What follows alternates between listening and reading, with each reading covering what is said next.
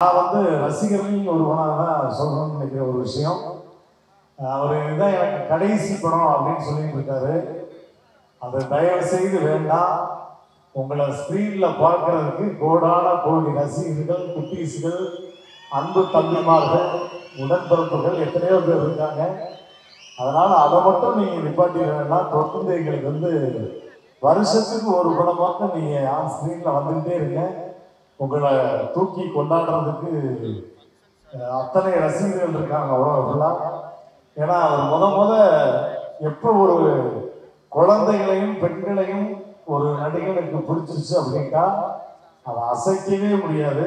அந்த வகையில் தளபதி விஜய் சாருக்கு வந்து ஒட்டுமொத்த ஃபேமிலியையும் கட்டி போட்டு வச்சிருக்காரு. அதற்கு மிகப்பெரிய வாழ்த்துக்கள் தளபதி சார். 50வது பொன்விழா ஆண்டல்ல, 75வது ஆண்டுல, 100ஆண்டு விழாவும் இதைவிட சீரும் சிறப்புமாக நிறைய நலத்திட்ட உதவிகளோடு நீங்கள் தூக்கி வச்சு அதை கொண்டாடி அழகு பார்ப்போம் நம்ம எல்லாருமே அப்படின்றத சொல்லிட்டு, பொதுவாக அன்னைக்கு காலையில் கூட கமலாத்திரத்தில் கேட்டாங்க, விஜய் சார் மாதிரி பேசுங்க அப்படின்னாங்க. அப்போ நான் சொன்னேன், விஜய் சார் மாதிரி நிறைய பேர் பேசுகிறாங்க, ஆனால் வந்து அவங்க அப்பா மாதிரி வந்து யாரும் பேசுனதில்லை. நான் வேணா வந்து சர்ப்ரைஸாக வந்து பேசட்டுமா அப்படின்னு தேட்டரில் போய் பேசினேன். உங்களுக்காக பேசலாமா? என்ன தளபதி ஃபேன்ஸ்னா இவ்வளவு அமைதியாக உட்காந்து கேட்டால் எப்படி அந்த தளபதி ஃபேன்ஸு? ஓகே, எஸ்எஸ்சி சார் வந்து இங்கே பேசியிருந்தா அப்படி இருக்கும். அதாவது சார், என் பிள்ளை வந்து இப்படி ஒரு பிள்ளையை பெற்றதுக்கு நான் உண்மையிலே பெருமைப்படுறேன் சார். ஏன்னா அத்தனை தம்பிமார்களையும் தன் வசப்படுத்தியிருக்காரு. இவங்களுக்கெல்லாம் நான் என்ன கைமாறு செய்ய போறேன்னு தெரியல. ஆனா என் பிள்ளை விஜய் கண்டிப்பா உங்களுக்கு பண்ணுவாரு சார். அதை நான் எதிர்பார்க்கிறேன் சார். எனக்கு அவர் மட்டும் பிள்ளை இல்லை சார். இது வந்திருக்கு ஒவ்வொரு ஆளுமே, ஒவ்வொரு பிள்ளைகளும் என்னுடைய பிள்ளைகளும் மாதிரிதான். உண்மையிலே அவர் வந்து அவருடைய வளர்ச்சிக்கு உறுதுணையாக இருக்கக்கூடிய அத்தனை ரசிகர்களுக்கும் ஒரு தகப்பனா நான் அந்த இடத்துல வந்து ரொம்ப பெருமைப்படுறேன். அவர் காமெடியிலையும் கலக்கிறாரு, ஃபைட் சீக்வன்ஸ்லையும் கலக்கிறாரு. அதை நினைச்சா எனக்கு உண்மையிலே ஆனந்த கண்ணீர் வருது சார்.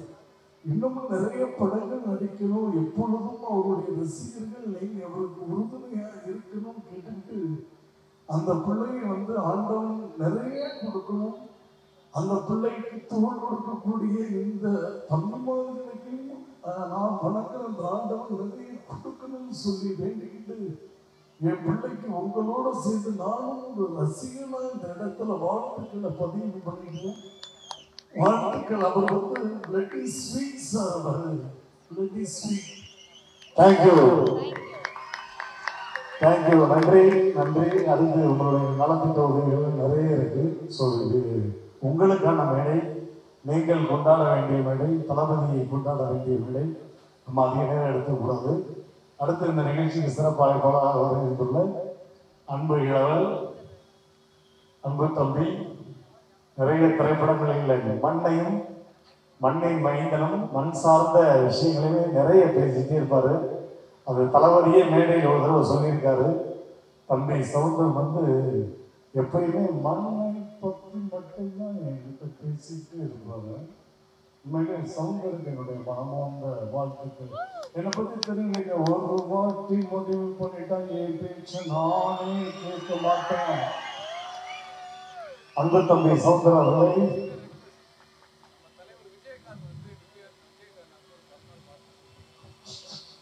தலைவர் எங்களுக்கெல்லாம் நமக்கெல்லாம் பிடிச்ச அவருடைய ரெக்வஸ்ட், கேப்டன் அவர்கள் வந்து விஜயகாந்த் அவர்கள் வந்து அன்பு தம்பி தளபதி வாழ்த்து பேசியிருந்தா. ஏன்னா எஸ்எஸ்சி சாரே சொல்லியிருக்காரு, அதாவது நான் வந்து கேப்டனை வச்சு படம் பண்ணும் பொழுது சில சரக்குகள் என் பிள்ளைக்கான வளர்ச்சிக்கு படங்களாக இருக்கும்போது கேப்டன் தான் நான் விஜய் தான் கூப்பிடுவேன். விஜய் எனக்காக ஒரு சின்ன உதவி பண்ண முடியுமா என் பிள்ளையோட ஒரு படம் நீங்க நடிச்சீங்கன்னா டாப்ல வந்து வருங்க. என்ன ஏதுன்னே கேட்காம வந்து நடிச்சு கொடுத்தா அடுத்த செகண்ட் ஒன்று ரெண்டாவது சார், அதான் சார் கேப்டன். ஸோ அதனால கேப்டன் அவர்கள் வந்து உண்மையிலே இந்த இடத்துல நான் நிற்கிறது ரொம்ப பெருமைப்படுறேன். எல்லாரும் சொல்லுவாங்க தளபதி வந்து தன் தகப்பனுடைய வளர்ச்சினால வந்து பெரிய ஆள் ஆயிட்டாரு. அது கிடையாது.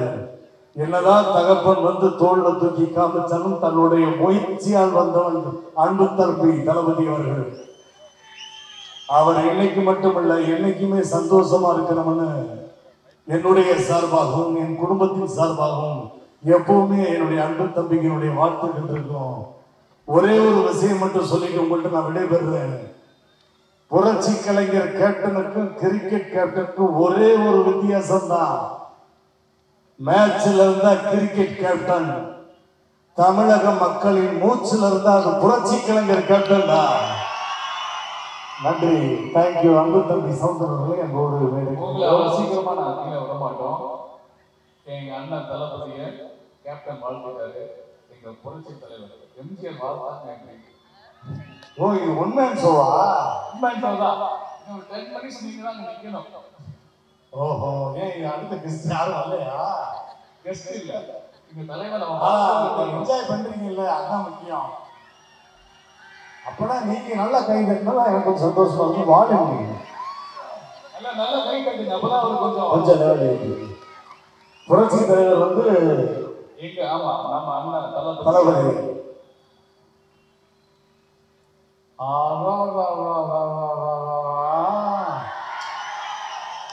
உண்மையிலே சொல்றேன், இப்படி ஒரு பிள்ளை எனக்கு இல்லையே. நான் ரொம்ப வந்து ஃபீல் பண்றேன். நான் சொன்ன டயலாக் அப்படியே தளபதிக்கு சொல்றேன். இது நான் சொன்ன டயலாக் தான், அப்படியே தளபதி சொன்னமான்னு நினைச்சுங்க. என்ன தெரியுமா, என்னை நம்பி கெட்டவர்கள் யாரும் கிடையாது, நம்பாமல் கெட்டவர்கள் பல பேர் உண்டு. அன்பு தம்பிக்கு என்னுடைய மனமார்ந்த வாழ்த்துக்கள். நிறைய நல்ல விஷயங்கள் பண்ணணும், மக்களுக்கு பிடிச்ச விஷயங்களை பண்ணிக்கிட்டே இருக்கணும். மக்கள் தூக்கி வச்சு அன்பு தம்பியை கொண்டாடிக்கிட்டே இருக்கணும். அதை நான் மேலேருந்து பார்த்து ஆசீர்வாதம் பண்ணிக்கிட்டே இருக்கணும். அடுத்து யாருப்பா? அடுத்து எங்க தளபதியோட தம்பிகள் நண்பர்கள் ஏதாவது கேட்டாங்கன்னா ரோபோசங்கரன் பரிசு அவங்க விருப்பம். தளபதியா தலையா? தலை வந்து தளபதியை வாழ்த்து பேசியிருந்தாவா? ஓகேவா? எல்லாருக்கும் வணக்கம். உண்மையிலே இப்படி ஒரு நண்பன் எனக்கு கிடைச்சது எனக்கு ரொம்ப பெருமையாக இருக்குங்க. ஏன்னா எங்களுக்குள்ள எப்போவுமே எந்த சண்டை இல்லை. அதே மாதிரி என்னுடைய ஃபேன்ஸுக்கும் சரி, என் நண்பன் தளபதி ஃபேன்ஸுக்கும் சரி, எப்பவுமே சண்டை வரக்கூடாது. நம்ம எல்லாமே ஒற்றுமையாக இருக்கணும். என்ன மயில் வாகனம் கேட்ட இழுத்து மூடலாமா? சரி, எல்லாரும் மாதிரி பேசிட்டு அப்போ நாங்க எனக்கு பிடிச்ச ஒரு வாய்ஸ் நான் பேசிடுறேன். கேட்கறதுக்கு நீங்க பேசுங்க. அதான் எனக்கு ரொம்ப பிடிச்ச, எனக்கு எப்பவுமே ஃபேவரட், ஆல் ஃபேவரட், எங்களுடைய ஆண்டவர் உலக நாயகன் பத்மஸ்ரீ டாக்டர் கமலஹாசன் அவர்கள்.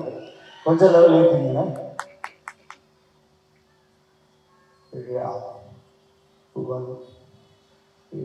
இது ஒரு அருமையான விழா.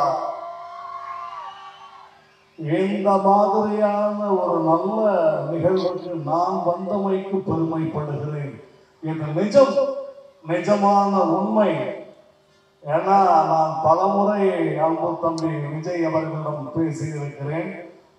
அவர் அரசியலுக்கு வர வேண்டும் என்று சொன்னவுடன் முதலில் கை கொடுத்து வாழ்த்தியவன் அடியேனாகத்தான் இருப்பேன்.